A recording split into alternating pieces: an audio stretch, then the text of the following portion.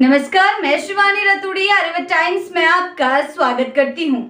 पटना की सियासी फिजाएं इन दिनों काफी गर्म है और इसी गर्मी ने प्रशासन को भी हाई अलर्ट पर ला दिया है। राजधानी के विश्वनाथ पथ स्थित भाजपा और जेडीयू कार्यालयों के बाहर हाल के दिनों में हुए विरोध प्रदर्शनों ने सुरक्षा एजेंसियों की नींदें उड़ा दी है। हालात को भांपते हुए अब इन इलाकों को सुरक्षा कवच में ले लिया गया है। पटना के 8 संवेदनशील क्षेत्रों में मजिस्ट्रेट और भारी संख्या में पुलिस बल की तैनाती कर दी गई है ताकि कोई अप्रिय घटना ना हो और राजनीतिक दफ्तरों की गरिमा बनी रहे। सुरक्षा इंतजाम केवल सतह ही नहीं बल्कि पूरी रणनीति के साथ जमीन पर उतारे गए हैं। भाजपा और जेडीयू कार्यालयों के पास से न सिर्फ बैरिकेडिंग की गई है बल्कि 2 स्थानों गर्दनी बाग और आर ब्लॉक चौराहा पर अस्थायी नियंत्रण कक्ष भी बनाए गए हैं जहां सुबह से शाम तक मजिस्ट्रेट और प्रशिक्षित पुलिस बल तैनात रहेंगे।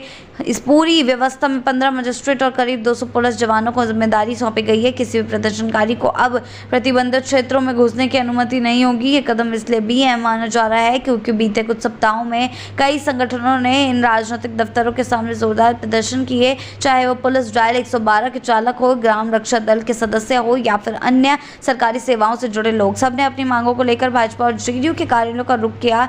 कई बार तो माहौल इतना तनावपूर्ण हो गया कि अफरा तफरी की स्थिति पैदा हो गई थी। प्रदर्शनकारियों की भीड़ जब गर्दनी बाग धरना स्थल से आगे बढ़ती दिखी तो पुलिस को उन्हें बलपूर्वक रोकना पड़ा। प्रशासन को यह भी आशंका जताई गई है कि एक संगठन का प्रदर्शन देखकर अन्य संगठन भी आंदोलन की होड़ में कूद सकते हैं। इसीलिए स्थिति को अभी से काबू करने की कोशिश की जा रही है जिससे स्थिति और बिगड़ सकती है।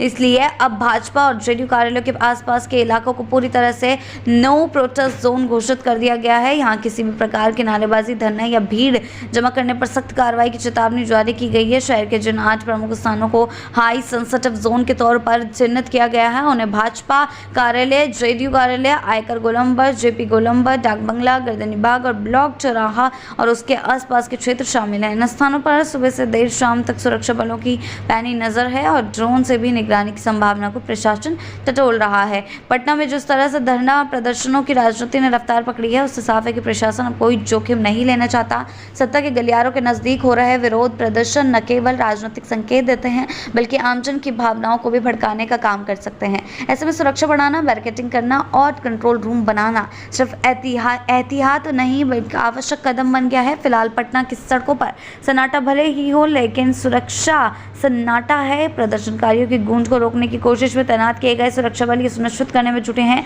कि लोकतांत्रिक अधिकारों के नाम पर कानून व्यवस्था से खिलवाड़ ना हो और अगर कोई ऐसा करता है तो इस बार प्रशासन पूरी तैयारी के साथ जवाब देने को तैयार है और उन पर साफ तौर पर एक्शन लिया जाएगा जो भी इस तरीके की कार्रवाई को अंजाम देंगे, जो भी इस तरीके की हरकतें करेंगे, क्योंकि प्रशासन अब अलर्ट मोड पर है। देखा गया है जैसे कि अब जो बढ़ सकती है बात उसको रोकने के लिए अभी से प्रशासन अलर्ट मोड पर जारी हो गया है और देखना होगा कि आगे चलकर क्या कुछ हमें देखने को मिलता है। ऐसी ही अपडेट्स के लिए जुड़े रहें आर्यव्रत टाइम्स के साथ ही चैनल को सब्सक्राइब करना ना भूलें और हमारी फेसबुक और वेबसाइट के साथ भी जरूर जुड़ें।